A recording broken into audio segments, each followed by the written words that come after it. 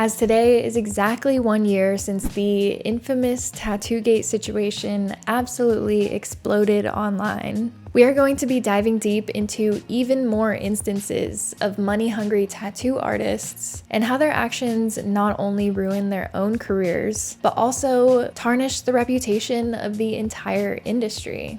So settle in as we uncover the deeply unsettling truth of greedy tattoo artists and their detrimental impact on the art that we all love.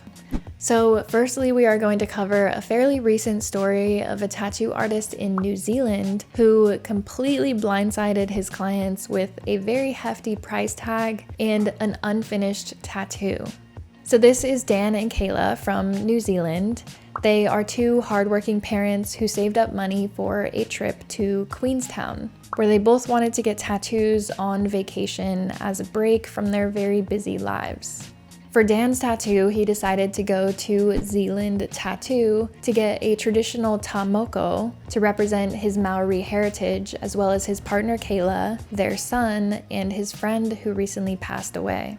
So Kayla actually made the appointment with Zealand Tattoo over the phone in advance, and she was very clear with the shop that she would like to book a full day session and that they had a pretty strict budget of $1,000 with like couple hundred dollars of wiggle room.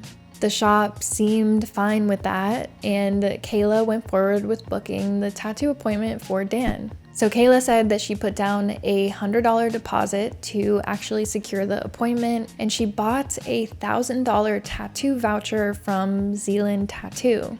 And this whole tattoo gift voucher thing seems really weird to me. The only time I've really heard of this happening was during the pandemic. So a shop would offer like a $200 voucher for tattoos when they were closed during the pandemic. And then when the shop reopened, you'd get $250 or $300 worth of tattoos. So it's essentially a way of supporting the shop, but also saving money. Or a lot of shops offer gift vouchers. So if you wanted to be the best friend of all time and pay a couple of $100 towards a friend's tattoo, that also makes sense to me. But in this situation, it seems like they just prepaid for this tattoo ahead of time before even seeing what they were gonna get. So I don't know why you would need to do that, especially if you put a $100 deposit down, ensuring that you would come to your appointment and get tattooed and pay for it on the day.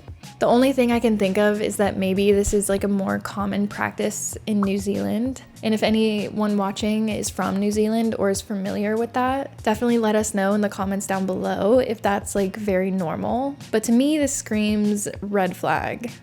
So Dan and Kayla were under the impression that Dan would go to this tattoo studio on the day of his appointment for a full day session, and he would come out with a completed tattoo that they had already prepaid $1,100 for. Dan said that once he got to the studio on the day of his appointment, he was persuaded to up that tattoo voucher to $1,400. And again, like, why would you need these people to pay more money to you up front when Dan is already there ready to get tattooed and you already have $1,100 from them? Why would you need to pay more before he gets tattooed? He's already there about to be tattooed. But Dan is like a super mild-mannered dude. So he paid what they told him to pay, and then he went to sit down to finally get this tattoo done. I think $1,400 is reasonable for what Dan was looking for, especially considering that it is a traditional Maori tattoo. And with designs like that, I would think that the tattoo artist would spend a lot of time and care in designing the tattoo.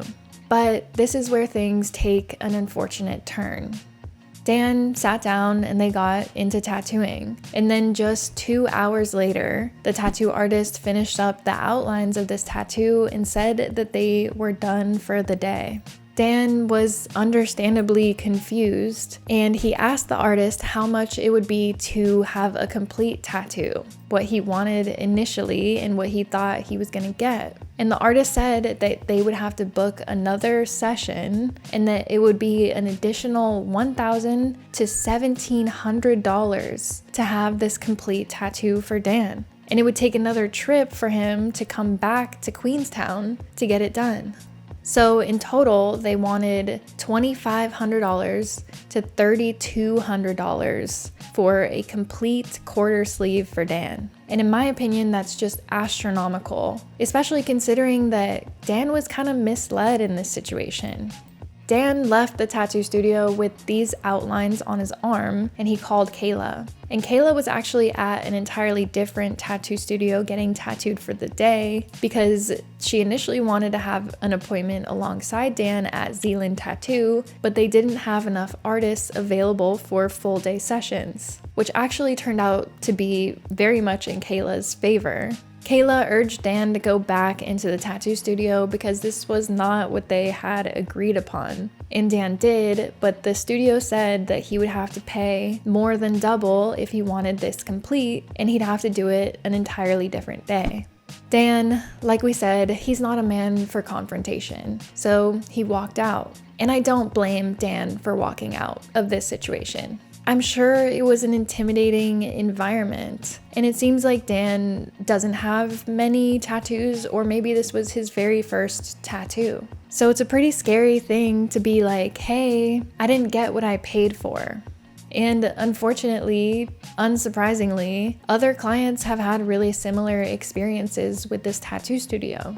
This woman, Hui Lin, complained on Google reviews that she purchased a $500 voucher from Zealand Tattoo and ended up spending more than double that once the tattoo was done.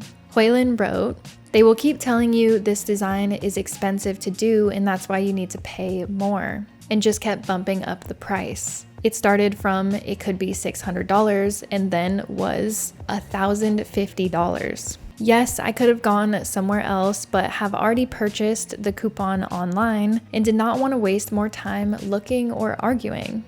And I'll have a photo of the tattoo that Hui Lin got over here so you can see what she's referencing. But she also went on to say, "We even had to submit a review in order to get a small tube of aftercare. You would think after spending $1,050, the least they can do is give you an aftercare product." And going back and looking at the Google reviews, considering how many 5-star reviews Zealand Tattoo has that have no description or no picture or anything, this whole aftercare thing is really sus. This aftercare thing might seem small, but in my opinion, it's a huge deal, and it says a lot more about just how this tattoo studio views their clientele. In my opinion, I think tattoo artists should be giving their clients aftercare for at least the first week or two of their tattoo healing. Tattoo aftercare is not that expensive, and it shows that these tattoo artists are invested in how their tattoos heal and the longevity of their work. And I'm honestly getting the sense that this tattoo studio doesn't care about their clients. In another Google review from a year ago, Tina wrote that she went to this studio to get a tattoo that was a little smaller than an A4 sheet of paper. And Tina wrote that I asked them to quote me on the consultation day, and they refused as they, quote, had no idea until they can print it out. Which is strange to me because all tattoo studios have printers, and if your client was sitting there asking for a price estimate, you can just print it out and give them what they're looking for. But this apparently didn't happen, and Tina wrote that she arrived on the day for her tattoo, and they hit her with a $6,000 price for her tattoo because of the level of detail. It kind of seems to me like they would have known the amount of detail, or at least an idea of the amount of detail that was gonna go into this tattoo when Tina was telling them during the consultation. But instead they told her the day she arrived for her appointment. Tina wrote, "I felt pressured to go ahead as I already made a deposit and didn't want a cancellation fee. They charged me $2,000 for the first session. Absolutely ridiculous. I feel scammed." And this is a detailed tattoo, but I'm not sure that the quality of work matches up with the price here. This whole prepaying structure feels like a scam to me personally. And there's many more Google reviews of people saying that they were told one price and then completely blindsided once their tattoos were done. with one reviewer even saying that the owner targets vulnerable people who he knows won't speak up for themselves. And I feel like that's definitely what happened with Dan. Kayla ended up posting their experience with Zealand Tattoo on Facebook, where she was promptly blocked by the owner. And I feel like that's when you know that these people are really up to some shady shit, when they start blocking people who are complaining about what they're doing. Dan and Kayla even emailed the shop after this whole situation happened, and their email remained unanswered for 3 months. And that's until Dan and Kayla spoke out about their experience to the news network. And then magically, the shop responded to their email and offered them a $500 refund. The news outlet also reached out to the manager of Zealand Tattoo, and they got a response the very same day, offering a confidential offer to the couple in exchange for them all to say that this was a misunderstanding, which is so sus and feels like bribery and coercion and feels very wrong in my opinion. The couple denied whatever mystery offer that they were given, and they opted to just receive that initial $500 refund. Dan and Kayla said that they were really just looking for an apology and someone to take accountability for clearly misleading them, but that's not what happened. So by exposing this tattoo shop, they're hoping that they change their business practice and not persuade or mislead anyone into paying way more than they agreed to pay.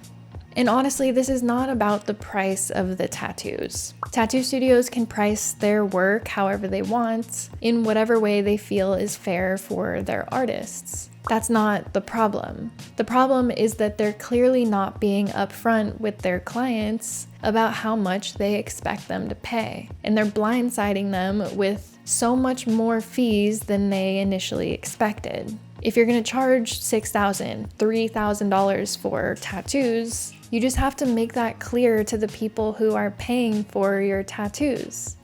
This story is reminding me so much of something, and I know it's reminding you all of the same thing, and that is Tattoogate. And I did want to just quickly recap Tattoogate for anyone that's unfamiliar with the situation, because I want to tell you the updates that have happened since everything exploded last year. So, May 10th of 2023, TikTok user Courtney Monteith posted a 3-part expose on what happened to her with tattoo artist Lindsay Joseph, who used to own Lucid Tattoos in Ontario, Canada. Courtney wanted a quarter sleeve of a full body running fox from Lindsay. She ended up paying $185 just for a consultation to meet with Lindsay herself. And Lindsay presented Courtney with 3 pricing options for Courtney's design. And these 3 pricing options go up in level of reviews that Courtney can have on the design. But the first option was $1,500 plus tax. Second option was $3,500 plus tax. And the third option was $6,000 plus tax. And regardless of which pricing option Courtney chose, Lindsay wanted a $1,000 deposit to book the actual tattoo appointment, on top of the other fees we just discussed, which means that those fees were not going to count towards the actual cost of the tattoo. Courtney chose option 1 and ended up paying a total of $2,695 to Lindsay and sent her 2 reference images of fox tattoos. Lindsay then turns around a few days later and gives her the infamous $1,500 fox sketch. And this turned out to be a direct trace from an image on Etsy, and clearly it's not a full body fox like what Courtney wanted. Courtney obviously was displeased about this sketch because it wasn't what she asked for. And between a few email exchanges back and forth, Lindsay eventually said that this whole pricing thing was actually entirely optional, and if Courtney wanted a new sketch, she'd have to pay $1,695 for her to draw this correctly. This obviously blindsided Courtney because she was never told that there was a fourth option of not paying thousands of dollars for a sketch, and decided to just never get tattooed by Lindsay, and Lindsay decided to never give Courtney back any of her money. Unfortunately, and also unsurprisingly, as these things tend to go, more people had similar experiences with Lindsay Joseph. And one of those people was TikTok user Ree McHugh, who said that she was scammed out of $4,000 by Lindsay Joseph in 2022. Lindsay was late to their appointment, cut their appointment short the day of, and then asked for more money from Ree than they initially had agreed on. And Lindsay actually ended up calling the police on Ree when Ree complained that this was clearly not fair and not agreed upon ahead of time. The police told Ree that this is not the first time that something like this has happened with Lindsay Joseph. And while this practice is totally immoral and wrong, it's technically not illegal. So Ree ended up paying $4,000 for 6 hours of work by Lindsay Joseph. Now that's pretty much where we wrapped up Tattoogate last time we spoke about it. So from here on, I want to talk about the updates that have happened in the last year. In July of 2023, Ree received an email from Lindsay Joseph's lawyers claiming that Ree defamed Lindsay online. The lawyers threatened her with legal action if she didn't immediately remove all of her videos about Lindsay and make a public apology. And then in February of this year, Ree revealed that Lindsay did move forward with suing her for defamation for $2 million. Insane move on Lindsay's part, considering this was all about being greedy for money. There has been no further updates about the legal case since February, and it seems like Courtney may have also been contacted by Lindsay Joseph's lawyer, because Courtney made a post last year saying that she's done nothing wrong and she's just told the truth, implying that she hasn't defamed anyone, but not talking specifically about a lawsuit. And another one of Lindsay Joseph's clients named Teresa also came forward on TikTok claiming that she also felt scammed when getting a tattoo by Lindsay.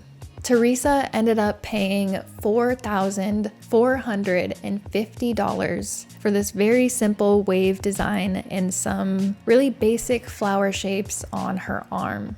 Teresa said in the TikTok post, "I should have walked away in the beginning. I actually really liked talking with her. I trusted this artist. I asked her lots of questions and she said these people were basically lying," referring to the whole Tattoogate situation. "Clearly, I'm a sucker, and now I've spent over $4,000 for basically something unfinished that isn't what I wanted."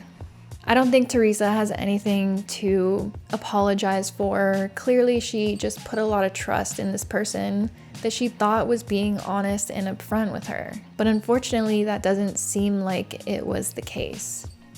So, where is Lindsay Joseph now?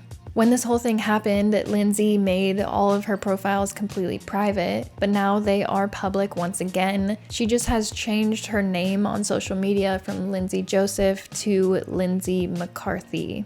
And in a very lengthy Instagram post, Lindsay wrote that she's closing down her tattoo studio. Lindsay wrote, "Closing my studio and ending my career this way couldn't be worse. Any tattoo artist or anyone in general who has ever created their own livelihood out of nothing but their own two hands and fire in their heart will appreciate how much work it took to even open those doors in the first place. I haven't had much power in this situation, but if I'm on a sinking ship, then I will be the person in the band still playing as the water pulls at my feet." In my opinion, feels like a little bit of a sob story. No one is saying that opening a tattoo business isn't hard or that she hasn't worked hard to get where she is in her career. The problem is that she was clearly, in my opinion, misleading and overcharging people. And nowhere in this post does she say anything about that. In fact, Lindsay then goes on to offer free tattoos for the month of February to anyone who has lost a loved one. And tips that were gained towards the month of February were going to be donated to the Great Lakes Secondary School Acts of Kindness Initiative. During this month, Lindsay also sold merch with the phrase, "Don't judge my story by the chapter you walked it on," written on the shirts. Regardless of the motives of this whole free tattoo thing, I mean, it is nice that they raised money for what seems to be a really good cause. And they were able to raise over $3,000 for this charity, which is great. But there's still so much that she seemingly has not taken accountability for, especially considering that it seems like these lawsuits are still ongoing. To me, it feels like this weird, mirage. Pay attention to this good things I'm doing and forget about everything else that happened last year. Obviously, I'm happy that a charity benefited from this, but people are still hurting from the actions of Lindsay, unfortunately. I hope that that court case gets dismissed because clearly it's ridiculous. So that is where Tattoogate stands today. I will let you know if there's any other updates on the court case, but unfortunately these things keep happening. And I actually have another example of something similar. In November, this TikTok user, Meg, posted her experience going to a tattoo artist in Sacramento for a full sleeve design. The artist was late to their appointment, and it took 6 hours to place the stencil on Meg's arm. And I'm not coming for this artist for having difficulties with the stencil. That is a difficult thing to do, especially for a full sleeve design. But the problem is that when they were done for the day, the tattoo artist told Meg that she was going to charge her just $100 per hour for the hours that it took to place the stencil. At the end of that first day, Meg ended up paying $1,050. So minus the $600 of stenciling time, they must have only spent about 3 hours tattooing her.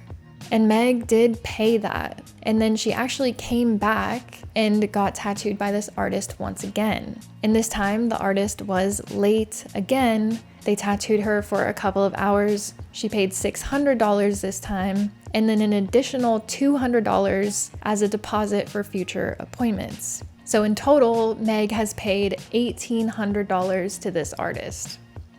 I mean, deposits are kind of tricky, but I don't see why she charged this client an additional deposit for future appointments, especially because she was late to every appointment that they had, and Meg was there on time each time. And then even after this, the tattoo artist rescheduled and canceled on Meg 2 additional times. And this is when Meg really thought about her experience, and she felt displeased with everything she had gone through up until this point.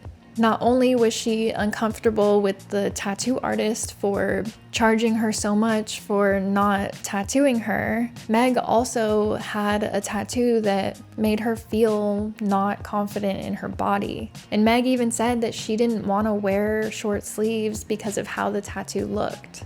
So Meg ends up messaging this tattoo artist asking for the $200 deposit back, as well as the money that she spent for the artist to stencil her arm. And the artist was deeply offended and did not want to refund any money for Meg. This is what prompted Meg to come to TikTok with her experience. And you won't be surprised that once the tattoo shop heard about this, they finally refunded Meg $700. I guess that's what it takes to get a business to actually do something. If what they were doing wasn't exploitative, then there would be no need for them to then try to turn it around once people are talking about it. It's clear that they're just banking on people not talking about this.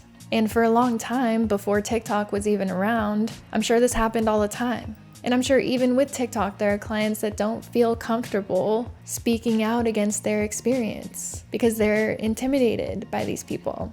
In my opinion, it just shows how little these tattoo artists care about their clients And to me, it seems like they just see dollar signs walking in the door. They don't see people.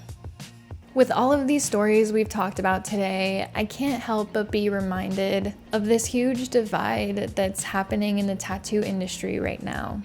I don't think it's a coincidence that most of the tattooers we're talking about today have been tattooing a long time. And you'd think as clients that the more experience someone has, the higher quality of work they might produce. But from our stories today, we've seen a lot of honestly mediocre tattoos with astronomical price tags. And this isn't to say that every tattooer with a ton of experience isn't good at their jobs. I feel like with these specific tattoo artists, there's a sense of entitlement to a lot of money and an entitlement to a consistent stream of clients, regardless of their behavior towards their clients. Because that's how the industry has operated for so long. And now with social media and with TikTok, the tattoo industry, from what it was, has been exposed in a lot of ways for mistreating people and being a negative environment for clients. And now that is changing, and artists are responsible for how they treat people. And these tattoo artists, like we've spoken about today, clearly aren't used to being held accountable for their actions and their behavior towards the people that pay them to do their jobs. But with that, I would love to know what you all think about greedy tattoo artists that are ruining their businesses. Let me know what you think about all of the stories we've talked about today, as well as this huge shift and divide in the tattoo industry right now.